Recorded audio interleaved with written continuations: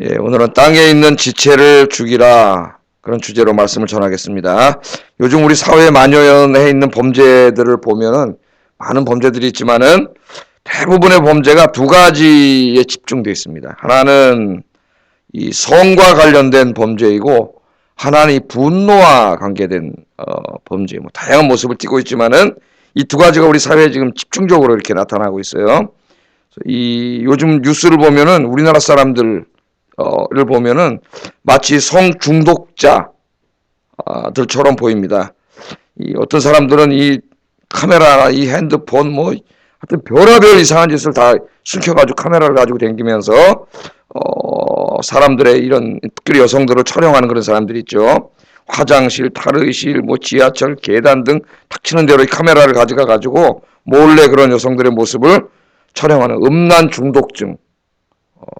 음란 중독증이죠. 이런 일들이 뭐 비일비재하게 일어나고요.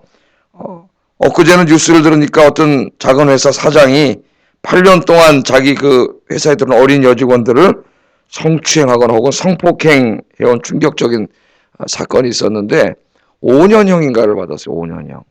그 우리나라의 이 양형이 성적 범죄에 대한 양형이 너무 약해요. 이거 아마 서양 같으면 100년 받았을 겁니다. 100년. 근데 우리나라 판사들이 왜 그런지 법체계가 잘못되어 있는지 굉장히 성적인 범죄에 대해서 관대한 나라가 우리나라예요. 어떤 미국 같은 데는 이런 죄를 지금 130년 형도 있어요. 130년 살지도 못하네 못 나온다는 거예요. 죽을 때까지. 130년 형. 우리나라 뭐 거의 뭐 수치해서 그랬다면 뭐 무죄, 뭐 집행유예 뭐 다 튀어나와요. 굉장히 우리 사회가 잘못되어 있다 이런 솜방망이 처벌을 하는데 잘못되어 있어요. 그런데 이런 일을 하는 사람들이 무슨 나쁜 사람들이 아니고 신문을 보면은 대학 교수, 의사, 변호사, 군인 무슨 고급 장교들, CEO들 창피한 일이지만은 성직자들까지 여기 포함되어 있습니다. 이러한 일들을 하는 사람들이 우리 사회에 도덕적으로 존경받고 또 깨끗하고 그렇게 우리가 믿을 수 있는 사람들 그런 직종에 있는 사람들도 다 똑같다는 거예요. 다 똑같아요. 모든 사람들이. 뭐 저뿐만 아니라 우리 모두가 느낄 텐데 그런 죄악들이 우리 사회에 가득 차 있고 특히 우리나라는 더 심한 것 같아요. 이게. 굉장히 심한 것 같습니다. 그래서 저는 무슨 백화점이나 어디 갈 때 핸드폰은 다 넣고 다녀요. 왜? 이 들고 다니면은 이상한 사람 취급받을까 다 넣고 아예 이렇게 딱 이렇게 다녀야 돼요. 우리 사회가 지금 그런 사회가 됐어요. 또 한 가지는 분노와 연관된 죄악들인데 이 분노 조절이 잘 되지 않는 것 같아요. 현대인들이. 분노. 누구나 좀 화가 나죠. 화나는 일 있으면 화 안 나는 사람이 어디 있겠습니까? 누구나 화가 나는데 이 분노 조절이 잘 되지 않는 거예요. 그래서 분노를 참지 못해가지고 운전하다가 뭘 합니까? 막 보복 운전을 하죠. 예? 보복 운전을 하다가 대형 사고가 일어나고 목숨을 잃는 경우도 종종 있고 또 엊그제는 뉴스를 보니까요. 아래층 위층 층간소음 문제로 다투다가 아래층에 사는 젊은 친구가 윗집으로 쳐들어와가지고 몰래 이거 뭐야 이거 카메라를 달아놨어요. 그래서 이 벨 누를 때 번호를 거기 찍게 해가지고 그 번호를 보고 열고 들어와가지고 그 2층 그 자기 윗집에 60대 부부가 사는데 그 65세 먹은 부인은 때려 죽이고 그 남편은 완전 중상을 입혀 계획적으로 들어와가지고 그러니까 이 분노를 참지 못하는 거예요. 분노를. 근데 60대 부부가 무슨 소음을 내봐야 무슨 소음을 하겠어요? 이해가 안 되잖아요. 약간 정신도 좀 이상한 사람이죠. 이게 올라와서 그 분노를 조절하지 못하는 거죠.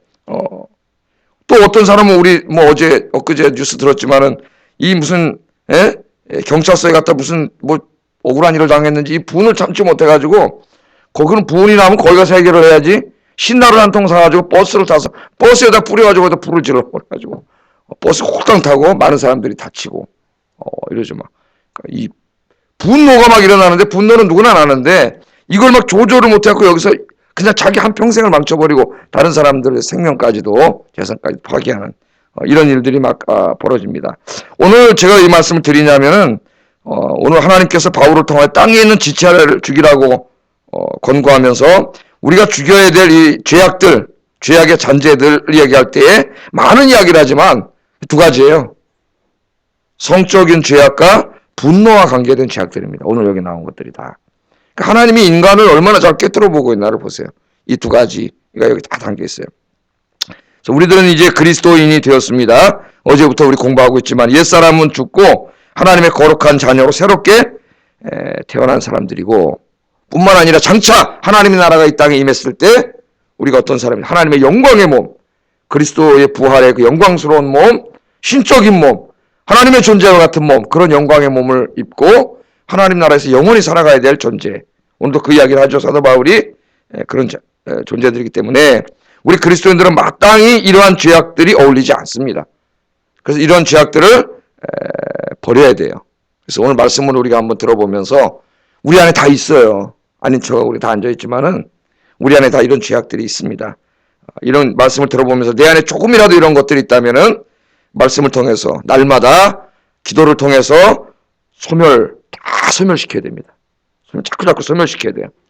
하나님 오실 때 거룩하고 기뻐하시는 삶을 살아가는 저와 여러분 되기를 주의 이름으로 축복합니다. 자, 오늘 말씀을 보겠어요. 바울은 땅에 있는 지체를 죽이라. 강력한 단어를 쓰죠. 죽이라. 5절에 보면 그러므로 땅에 있는 지체를 죽이라. 왜 그러므로는 앞에 4절하고 연결된 거죠? 우리의 생명이신 그리스도께서 나타나실 때에 너희도 그와 함께 어제 공부했죠? 영광스러운 몸으로 우리가 부활해서 나타날 자이기 때문에 땅에 있는 지체를, 그러므로 우리는 땅에 있는 지체를 죽여야 된다. 그렇게 말해요. 이 땅에 있는 지체는 제가 지금 서론에서 말씀드린 것처럼 이 세상 사람들이 추구하는 땅에 속한 죄악된 삶의 모습들, 오늘 주로 성적인 범죄와 분노와 관계된 범죄들입니다.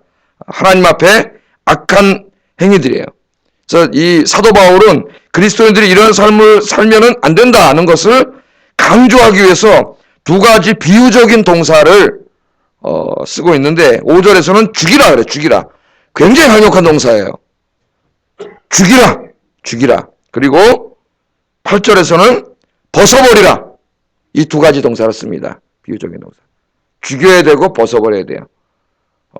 이 전체 죄악의 목록이 사실 이 두 개 딱 걸려 있어요. 죽이고 벗어버리라. 특히 바울은 그리스도인들이 버려야 될 죄악된 삶의 모습을 이야기할 때에 이 땅에 있는 지체라고 말하면서, 지체죠, 지체. 우리 몸의 지체나 마찬가지죠. 땅에 속한 지체라고 말하면서 그 지체를 죽이라 그래요. 죽여라. 죽여라. 그 얼마나 잔인한 말이에요. 근데 땅에 있는 지체를 죽이라. 이렇게 말하는데 아마도 사도 바울이 마태복음 5장 29절 30절에 예수님의 가르침을 염두에 두고 이 교훈을 하고 있는 것 같아요. 한번 찾아보겠습니다. 마태복음 5장 29절 30절.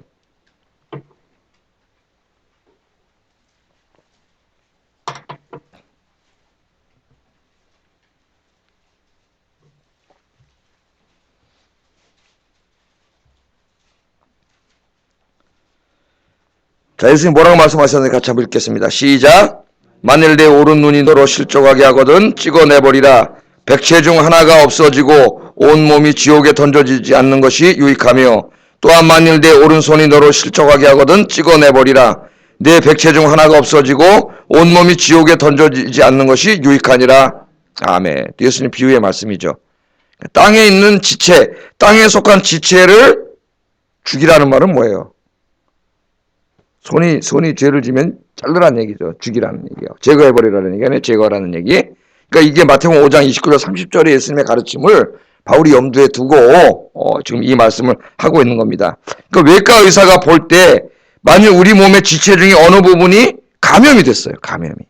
균에 의해서. 바이러스에 의해서 감염이 됐어요. 감염이 돼서 썩어 들어옵니다. 근데 이게 계속 감염이 퍼져나가요. 이거 내버려두면 어떻게 죽어요? 그럼 어떻게 돼요? 외과 의사 수술해야죠. 이거. 잘라야 돼요. 안 그러면 죽습니다. 이 사람이. 제가 이 병원에 이렇게 이제 매주 가다 보면은 지난번에 한 2번 정도 우리 교회 다니시다가 멀리 이사 가셔가지고 못 나오시는 분이 계세요.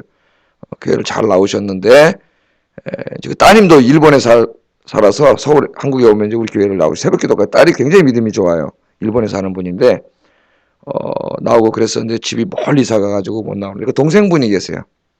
동생분이 있는데 동생분이 당 이런 걸로 해가 자병증이 와가지고 이 다리가 썩어서 다리를 잘라야 했습니다. 잘랐어요. 그래서 이 휠체어를 타고 이제 요양원에 있는데 이게 이제 계속 감염되지 않기 위해서 병원을 오더라고요. 정기적으로.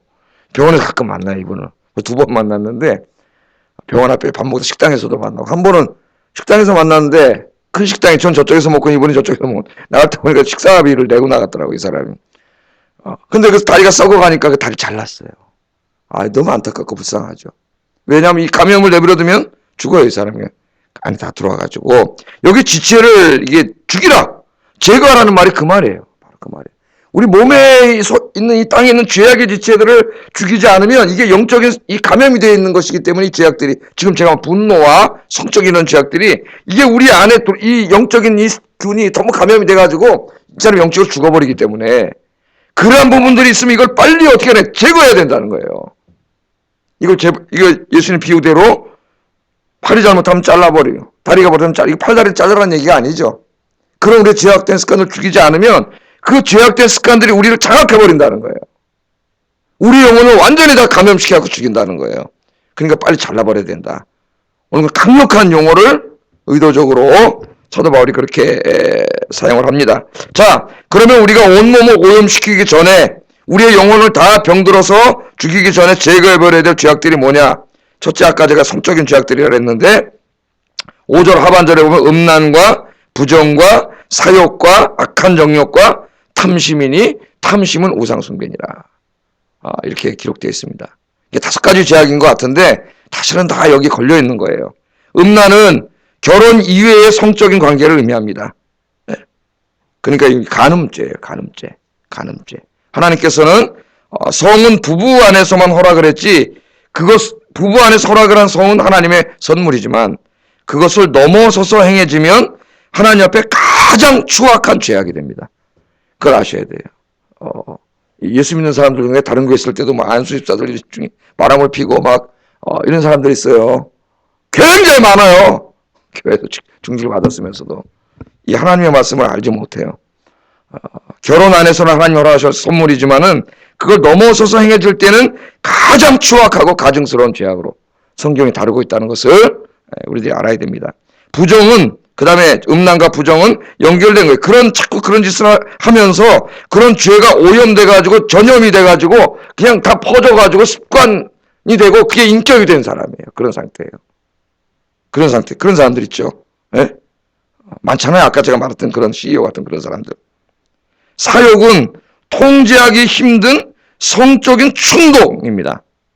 음란적인 충동. 이 충동을 제어하지 못하면 추악한 죄를 짓게 됩니다. 누구나 이게 사탄이 이렇게 가져올 수 있는데 이걸 빨리 제거해버리지 않으면은 마음속에서 큰 죄를 짓게 돼요.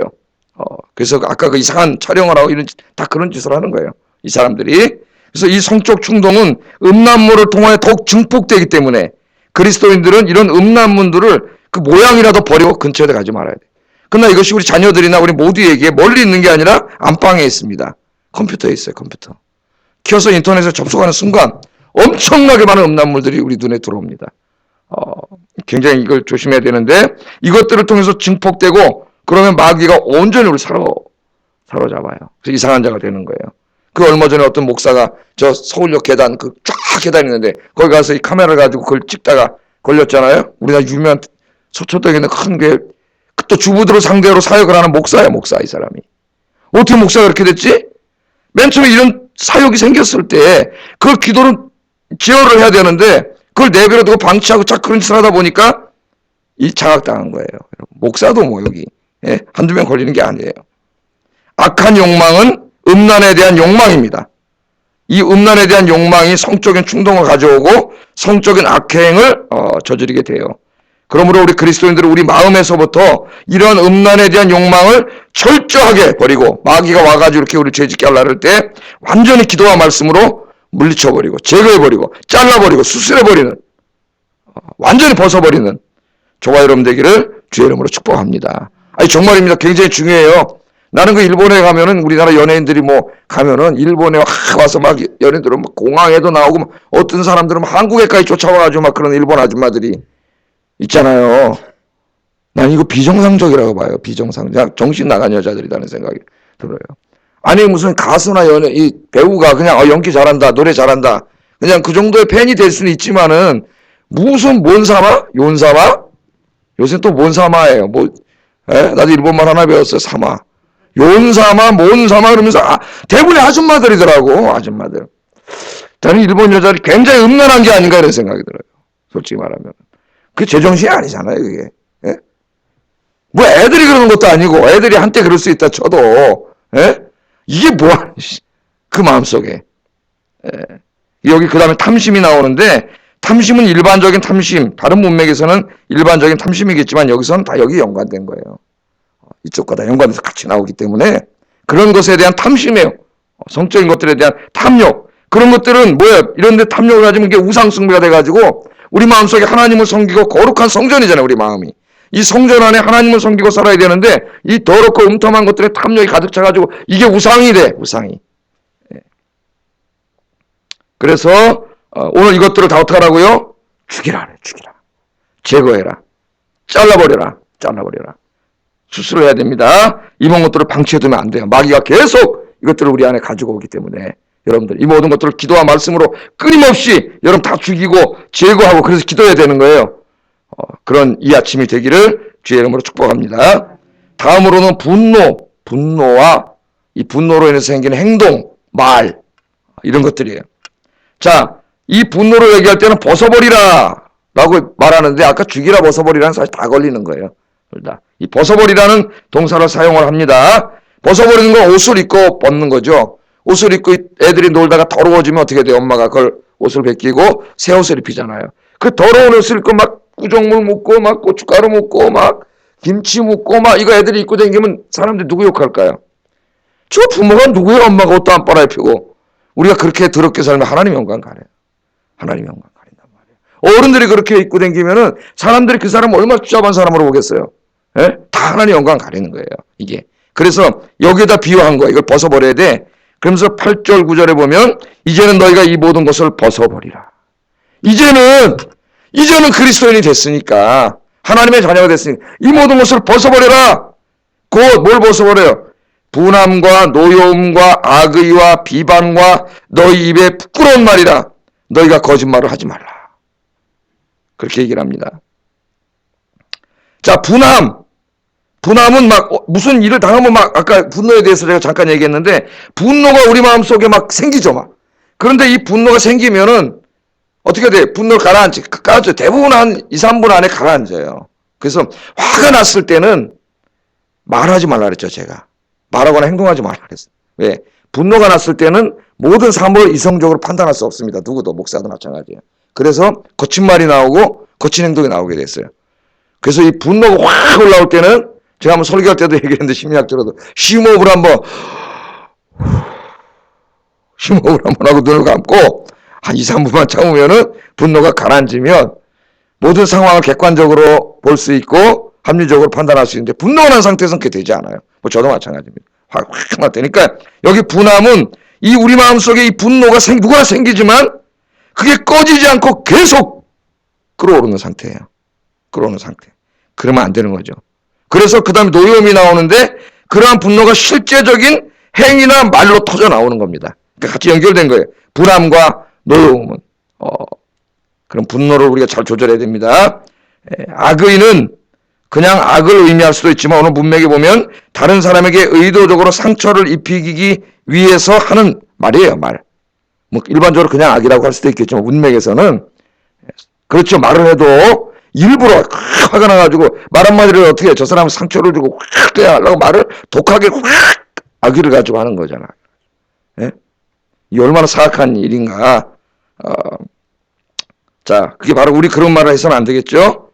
그래서 여기 비방은 뭐 실제적으로 그 악의를 말로 옮기는 거예요. 비방하고 막 힘들게 하고 이 교회 안에서 비일비재하게 벌어지는 일들이에요. 부끄러운 말은 그다음 뭐예요? 부끄러운 말은 듣는 자와 말하는 자를 동시에 더럽히는 말입니다. 예를 들면 음란한 말, 남을 비방하는 말, 욕설 등과 같은 포악한 말, 남을 이간시키는 말, 이 성경에 이런 것들을 하나님 앞에 절대 죄악에 들어가요. 그런데 우리가 아무 부끄러움 없이 막 해요. 이런 죄악들을 계속. 우리가 하는 말은 다른 사람에게 상처를 줄 수도 있고 치유할 수도 있습니다. 말의 힘이 엄청납니다. 다른 사람을 아프게 하고 상처를 주는 말을 하지 말고 위로하고 치유하는 말을 하는 사람이 되기를 주의 이름으로 축복합니다. 위로하고 치유하는 말. 마지막으로는 거짓말하지 말라. 거짓말. 그리스도인들은 정직해야 됩니다. 작은 것 하나라도 속이고 거짓말하고 그리스도인이라고 볼 수가 없어요. 자기가 한 것을 책임을 져야지. 그걸 모면하려고 거짓말하고 속이고 이거 어떻게 사람 안에 성령이 있다고 볼 수가 있겠어요? 우린 그렇게 하면 안 돼요. 누구나 옷이 흙탕물로 더러워지면 그 옷을 벗고 새 옷을 입는 것처럼 이런 것들은 우리를 굉장히 더럽히는 것들입니다. 하나님 앞에, 사람 앞에. 날마다 우리 안에 있는 이런 음란과 분노와 부끄러운 말과 관계된 옛사람의 잔재들이 우리 안에 많이 있는데 이런 것들을 다 제거하고 이런 더러운 옷을 완전히 벗어버리고 새 옷으로 갈아입는 오늘 아침 되기를 주의 이름으로 축복합니다. 이거를 날마다 해야 돼. 날마다. 이게 날마다 하는 진행형으로 되어 있어요. 다. 날마다 죽여야 돼요. 바울도 뭐라 그랬어요. 그래서 내가 날마다 죽노라.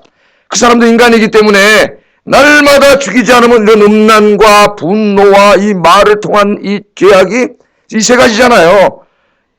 저도 마찬가지예요. 계속 나오게 됐어요. 인간은. 그러니까 날마다 죽여야 돼. 날마다 자기를 십자가에 못 박고 날마다 이런 더러운 옷을 벗고 갈아입어야 돼요. 그래서 새벽에 기도해야 되는 거예요, 여러분. 우리가 하나님께 필요한, 하나님 좀 뭐 일용할 양식도 주세요. 이런 거 주세요. 저런 거 주세요. 이런 기도도 해야 됩니다. 우리가 그런 기도도 해야 되지만 그런 기도 이상으로 중요한 기도가 바로 이런 자신의 변화예요. 하나님 앞에. 이런 부끄러운 모습. 철저히 기도하면서 말씀 묵상하면은 우리가 어떻게 돼요? 주님 앞에 점점 이렇게 변해요. 좀 더 말씀을 보겠습니다. 왜 우리가 이렇게 해야 되느냐? 오늘 바울은 두 가지 이유를 대는데 하나는 소극적인 이유고 하나는 적극적인 이유입니다. 소극적인 이유는 6절에 나와 있어요. 같이 읽어보겠습니다. 시작. 아멘. 이러한 죄악들을 우리가 회개하지 않고 오늘 말씀을 통해서 깨달았는데 말씀이 거울이지 않습니까? 오늘 보니까 내 모습이 보이잖아요. 보여요, 안 보여요? 다 창피해서 말은 못하지만 내 모습이 보이지 않습니까? 내 모습이 보여요. 다른 사람은 몰라요. 내가 다 거룩한 사람인 줄 알아. 근데 내 모습이 보여요. 누가 또 보고 계세요? 하나님 다 알고 계세요. 하나님. 사람을 속이면 뭐해? 하나님 다 알고 계신데. 그래서 이런 것을 회개하지 않으면 이걸 날마다 죽이고 벗어버려야 되는데 그러지 않으면 그 사람에게 어떻게 돼요? 하나님의 진노가 임하느니라. 이 말씀 우습게 들으면 안 됩니다, 여러분. 하나님의 진노가 임하느니라. 그 걸린 그 뉴스까지 나온 그 목사님은 어떻게 하나님의 진노가 임했어요? 걸려가지고 망신당한 뿐만 아니라 목사 면직되고 그냥 인생 끝나버렸어요. 그 하나 때문에. 하나님의 진노가 어떤 형태로 이룰지 모르지만은 하나님의 진노가 임하느니라. 그러니까 그런 부정하고 더러운 분노와 이런 음란과 이런 걸 내가 제거하고 죽이지 않으면 하나님이 죽이신다 그 말이에요. 하나님이 죽이신다. 하나님의 진노가 임한다. 이렇게 말하면 소극적인 이유예요. 하나님 진노가 있다. 그러나 더 중요한 이유가 있어요. 적극적인 이유. 내가 왜 그렇게 살아야 되는지 우리 그리스도인들이 적극적인 이유가 있습니다. 9절 하반절에서 10절에 보면은 옛사람과 그 행위를 벗어버리고 새 사람을 우리가 입었다. 우리 이미 입은 사람이에요. 이는 자기를 창조하신 이의 형상을 따라 지식에까지 새롭게 하심을 입은 자니라. 어제도 말했지만 아직 입지 않았어요. 아직 부활하지 않았어요. 에? 우리를 새롭게 하신 이의 형상, 우리를 새롭게 하신 창조하신 이가 하나님, 그 하나님의 형상, 그 형상을 우리가 주님을 통해서 이제 회복되어 가고 있는 중이지 완전히 입지 않았어요. 우리 영화에 이르지 않았기 때문에 그 형상을 지식에까지, 몸만 아니라 지식에까지 새롭게 된 형상을 이미 입은 자나 마찬가지예요. 우리는 그 입을 자예요. 입을 자. 우리가 부활하면 그 영광스러운 하나님의 몸을 입고 죽지 않고 썩지 않고 그죠? 병들지 않는 그 몸을 입고 영원히 하나님 나라에서 살 몸을 우리는 이미 100% 보증받았다 그랬죠. 그래서 그 몸을 얻을 자예요. 그 몸을 이미 얻은 거랑 마찬가지예요. 여러분은 100% 성령 안에서 그 몸을 주실 거니까 우리에게 그 몸을 얻을 자인 우리는 그럼 이 땅에 우리는 나는 가만히 있는데 하나님이 성령이 오셔서 나를 다 그렇게 하도록 하지 않았어요. 하나님께서 그 주님께서 재림하실 때 그 영광의 몸을 줄 거지만 그 전까지 우리가 어떻게 살아야 되냐 이게 남은 우리 인생은 아직 나는 구원받았지만 여전히 죄 가운데 있는데 인생은 어떻게 되느냐? 그 영광의 모습을 바라보면서 지금 여기서 그 영광스러운 하나님의 형상을 이루기 위해서 하루하루 살아가는 인생이라는 거예요. 여기 있는 말씀이. 그런 거 하나님의 영광의 형상은 나중에 하나님이 우리에게 주실 선물이지만 그러나 지금 여기서 우리가 또한 이루어 가야 하는 것이에요. 만들어 가야 하는 것이에요. 그런 거 하나님의 형상을 지금 여기서 이루어 가려면 어떻게 됩니까? 하나님의 형상을 파괴하는 이런 음란한 죄악들과 분노와 이런 좋지 않은 말들을 이런 걸로 인해서 생기는 모든 죄악의 잔재들을 날마다 죽이고 벗어버리는 일을 해야 된다는 거예요. 날마다 소멸시켜 가야 돼. 우리 안에 있기 때문에. 지금 가득 차 있잖아요, 이게. 이걸 기도와 말씀으로 날마다 회개하고 죽이고 벗으면 이게 자꾸 소멸돼가지고 우리 안에. 한 번에 다 소멸되지 않는다 하더라도 자꾸 소멸돼가요. 이게 자꾸 소멸돼가면서 이제 내일 공부할 테지만은 이 안에 우리 하나님의 형상이 회복돼가요. 자꾸. 하나님의 형상이. 그래서 여러분, 내가 이제 만약에 한평생을 살고 이제 죽잖아요. 오늘 죽는다 이거예요. 그럼 오늘 우리가 죽을 때 그 성화된, 이거 성화라 그러지 않습니까? 신학에서. 이 성화된 모습이 사람마다 다 수준이 다를 거예요. 그죠? 그 성화된 모습이 사람마다 다 다른데 그 다음에 하나님은 어떻게 할 것인가? 구원할 때는 이 영화로운 모습 다 주는데 그럼 이 땅에서 우리가 열심히 내 인격과 윤리적이고 도덕적인 삶을 살아왔던 그런 것들은 다 헛된 겁니까? 아무것도 아닌 걸까요? 거기까지는 신학자들이 생각을 안 하고 말을 안 하더라고요. 이때까지. 말하는 사람을 못 봤어요. 톰 라이트 정도가 약간 말하려고 그럴까? 난 그렇게 생각합니다. 수준이 다 달라요. 어떤 사람은 뭐 예수 믿었지만은 그냥 전혀 막 엉망진창으로 살았어요. 엉망진창으로 살면 사실 구원 못 받았을 확률이 많지만은, 예? 그래도 정말 그 사람이 예수 믿었다면은 사도 바울이 고린도전서 3장에서 얘기할 때 구원 못 받았다고 얘기하지는 않고 불구덩이에서 나온 것 같은 부끄러운 구원을 받았다는 얘기를 해요. 불구덩이에서 나오면 어떻게 되겠어요? 막 그리고 타고 머리는 막 그런 모습을 보여주는 거죠. 부끄러운 그런 모습을. 하나님 앞에 우리가 오늘 누구나 죽어서 하나님 앞에 갈 겁니다. 그런데 한평생을 다 살았을 때 그 인격과 이런 도덕과 윤리적인 성품적인 면에 변화된 모습과 수준이 다르겠죠, 다. 나는 그것이 하나님의 상급이라고 봐요. 어떤 사람은 이 정도 정말 하나님의 형상을 거의 회복해서 예수님 작은 예수가 된 사람도 있을 것이고 어떤 사람 평생 예수 믿어도 좀 안 믿는 사람 거의 차이가 없는 이런 형편없는 삶을 살았을 때, 예? 하나님 앞에 가면 영광스러운 몸을 하나님 주시겠지만 그 전에 모든 성도들이 다 모였을 때 그 자체가 하나의 영광이라고 봐요. 영광. 와, 에? 여기 딱 있는데 차창문 목사가 딱 왔어요. 사람들이 우리 목사님 참 인격도 훌륭하고 도덕적으로 성품적으로 훌륭할 줄 알았는데 하나님 앞에 딱 서서 보니까 수준이 요거밖에 안 돼. 에? 얼마나 창피하겠어요. 불구덩이에서 태어난 것처럼 다 끄실러가지고 그건 얼마나 하겠어요. 저 집사님 보니까 그냥 얌전하고 이렇게 다녔는데 하나님 앞에 서 보니까 그 성숙도가 막 이만큼 성도들이 와 신앙생활 잘하셨구나 이렇게 될 거라는 거예요. 이렇게 하나님 앞에 영광이 차이가 물론 그래서 구원받아서 하나님 형상 회복시켜 줄 때는 똑같지만은 저는 그렇게 생각해요. 신학적인 상상력을 열어서. 그래서 여러분 이 땅에 있을 때 지금부터 주님 앞에 갈 때까지가 중요합니다. 우리의 성품이라든가 인격이라든가 도덕적이고 윤리적인 우리의 삶의 모습이 날마다 이렇게 죽이고 벗어버리고 우리 안에 성령의 거룩한 것들로 채워서 이제 언젠가는 죽기 전까지 여러분 누구보다도 경쟁이 이게 하나의 마라톤이야 마라톤. 이거 마라톤이라 그랬잖아요. 사도 바울 마라톤에 비유하잖아요. 예? 이 죄악의 요소들을 다 소멸시키고 정말 주님 앞에 갈 때는 가장 아름다운 모습으로 갈 수 있길. 그래서 나중에 주님의 심판대 앞에 섰을 때 모든 성도들이 다 바라볼 때 와! 그 이름이 하늘의 별처럼 빛나는 여러분 되시기를 주의 이름으로 축복합니다. 기도하겠습니다.